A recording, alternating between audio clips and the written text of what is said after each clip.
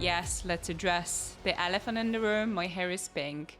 Moving on. Under episode 6, we have the heist. We finally get to see the heist, and it's good. I just can't believe I got to see an episode of Star Wars on Disney Plus, which felt like a good heist movie.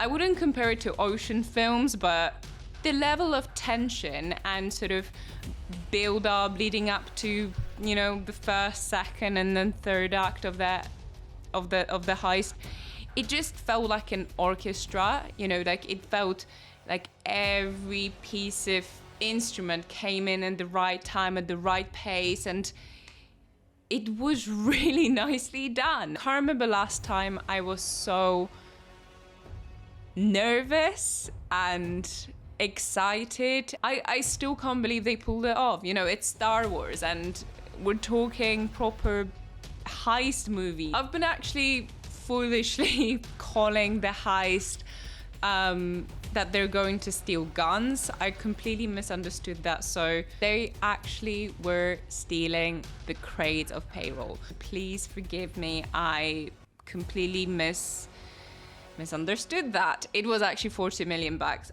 I think, something like that. They kept saying 40 million Imperial credits, so yeah, big money. So Ibn Mosk Backrack, who plays Skeen, he's that kind of actor that I just kept seeing everywhere and I really didn't pay attention to him. And right now I see him everywhere. He stars in this brilliant series called The Bear.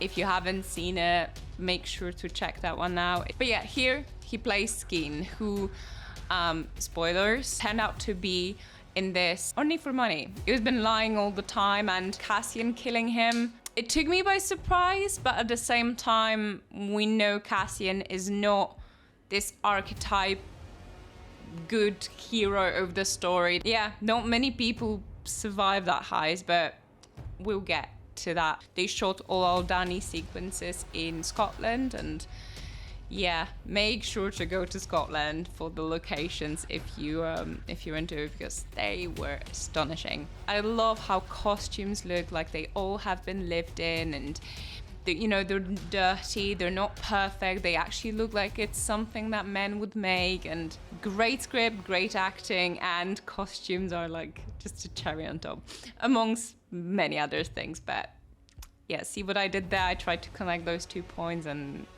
anyway, moving on. I found it very interesting how the Empire started having discussion about the psychological manipulation they did on Dani's. It sort of showed what Empire is like and how they actually managed to rule galaxy, and how, Palpatine managed to convince everyone. Like, it's sort of like a nice little insight into the Empire, something that the new trilogy, the Force Awakens and all that, they didn't manage to actually capture. You have to have certain level of persuasion and manipulation in order to rule the world. They actually did have brains. It's not all about manpower and how many of them are there.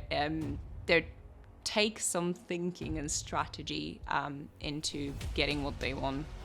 Again, very believable, very realistic, made you actually consider and think of the Empire and their motives for a second. Speaking of Empire, it was actually very interesting to find out that, hey, we hadn't had a stormtrooper who was a deserter. Of course, they had to have some deserters in order to have that sort of insight into how the Empire operates and stuff. And yeah, I'm glad Finn wasn't the only one, that we get to see more stormtroopers, more officers, and more people that left Empire and sort of switched the sides. We get to see the Empire's households even, their mothers and wives and children and stuff. Again, like, nice little insight to see what their motives are, what sort of games they are playing, that they're all sort of trying to survive, really. And I'm not saying it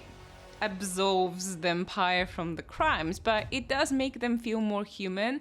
They're not just a big bad guys on the screen, you know, running after our heroes. They actually are just fulfilling orders. And yeah, this series is about people, and I'm so happy it's not just about the innocent people, it's also about the Empire and, I don't know, a little bit of justice. Why not? Bad guys can be, can have lives. I like that we're not with Cassian Andor every step of the way. Even though the series is called Andor, we're not with him. I am not sick of him. We get to see a lot more. The series is about everyone in there, not just Andor. But yeah, it makes him more likable as well, because we're not sick of it. Oh, Dani, right, the eye, the huge celestial spectacle was happening at the same time as the heist. Wow. Visuals were just breathtaking, and you know, their escape through the meteor shower or whatever that was, like, mind-blowing. It was very beautiful and stressful to watch at the same time. Completely paid off. I absolutely love the cross-cutting scenes between the heist and this religious celebration of the eye, you know, performed by the Danis. I thought it was very nice. So Star Wars tends to overwhelm you with action. You know, you have a lightsaber fight, you have Luke saving Vader, and then you have the Millennium Falcon trying to destroy the Death Star. You know, there is a lot of happening, and that gave a very nice sort of depth to Star Wars, something that just does not happen very often. It was a very wholesome scene. Both the Dani and the Empire officers were both witnessing you know, the spectacle in the sky, the eye, you know, the meteor showers. And I don't know, it just showed this sort of unity between the two. So even though they're completely different people, completely different power hierarchies and stuff, they were both there collectively witnessing this nature event that, I don't know, it was very interesting to see. Like, we don't get to see the bad guys and the good guys witnessing something that's outside of their power. And I'm so glad that they actually had guts to kill off the majority of the main characters, something that is so rare nowadays. Everyone's too scared to touch the precious lead characters. And yeah, I mean, we lost Nemec, we lost Skeen, we lost the stormtrooper guy, we lost the officer. The girls survived, which is good. Vel is good. But yeah, Hera and Andor clearly will go their separate ways, at least for now. I'm so happy they're not scared of taking those cuts, taking those losses in order to, you know, progress with the story and still stay relevant, make space for more. Really cool episode. Looking forward to next week. And yeah, thanks for watching. Like and subscribe. And yeah, may the force be with you.